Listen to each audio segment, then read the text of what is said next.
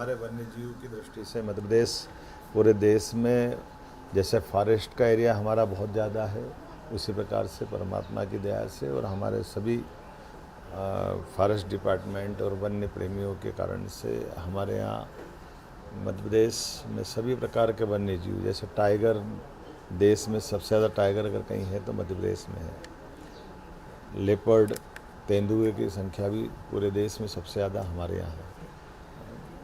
गिद्ध, वल्चर, ये भी पूरे देश में सबसे ज़्यादा हमारे अपने राज्य के अंदर ही है। मगर, घड़ियाल, अब तो हमारे यहाँ किंग कोबरा भी लेकर के आए हैं। ऐसे में सभी जीवों के बढ़ती संख्या को सुरक्षित रखने के लिए रेस्क्यू सेंटर की भी आवश्यकता पड़ रही है। जब चीता भी हमारे यहाँ आए और दूसरे टाइगर अभयारण्य 2 हमने बनाए हैं। चीता के लिए भी पालनपुर कूनो के बाद अब गांधी सागर तरफ हमने उनको छोड़ करके एक नया पार्क डेवलप कर रहे हैं।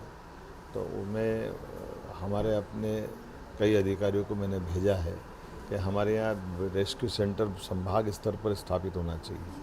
अभी एकमात्र रेस्क्यू सेंटर हमारा अकेला भोपाल वन विहार में है, क्योंकि जानवर जब घायल होता है तो उसको सही समय पे सही इलाज मिल जाए और उसी आबो हवा से वापस उसको छोड़ दे। कई बार हमने महाकौशल से पकड़ के लाए और उसको रेस्क्यू करके भोपाल में रखते हैं तो उसको यहाँ के वातावरण आबो हवा में दिक्कत आती है। इसी प्रकार से हमारे यहाँ जब पर्यटकों की संख्या बढ़ रही है तो उस दृष्टि से हमारे यहाँ जू भी बढ़ना चाहिए।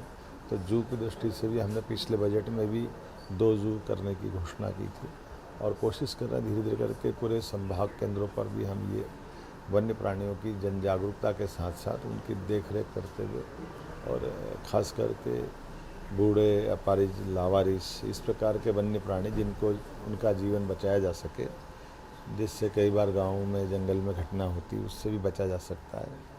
तो मैं उम्मीद करता हूँ कि हमारा ये जो पूरे देश का सर्वश्रेष्ठ रेस्क्यू सेंटर और एक तरह से जू है गुजरात में, मैं आज उसको स्वयं भी देखने जा रहा हूँ। मैंने बीच में टीमें भेजी थी और हम उम्मीद करेंगे कि आपस में हमारे जानवरों का भी आदान प्रदान करें।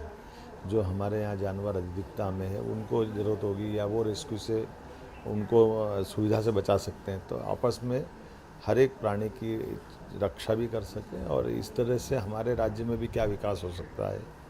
हमने बीच में कोशिश की हमारे विश्वविद्यालयों के अंदर वेटनरी हॉस्पिटल खोलने की, वेटनरी कोर्स खोलने की, ताकि अधिकांश ऐसे जो वन्य जीवों से संबंधित चिकित्सक भी तैयार हो सके।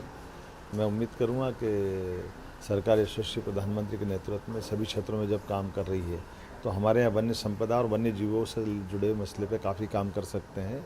उस दिशा में ये बड़ा अभियान हमारा जो चल रहा है, मैं उसमें गंभीरतापूर्वक और कुछ निर्णय करने वाला हूँ। इस दृष्टि से आज मेरा गुजरात दौरा है, जामनगर का वो स्थान है। हम तो आपके माध्यम से ये भी अपील करेंगे कि कभी बाकी को भी मौका मिले तो वन्य प्राणियों से अपनी निकटता बढ़ाइए और कभी कोई इस कारण से कोई वन्य प्राणी खतरे में दिखाई दे, किसी की जान पर संकट आ जाए तो नज़दीक के फॉरेस्ट ऑफिसर से या जिला प्रशासन से संपर्क करें। हम हर व्यक्ति की जिस प्रकार जान की चिंता करते हैं ऐसे वन्य जीवों के प्रति भी उतने ही गंभीर हैं। आइए हम सब मिलकर के इस इकोसिस्टम का चिंता करें। बहुत धन्यवाद।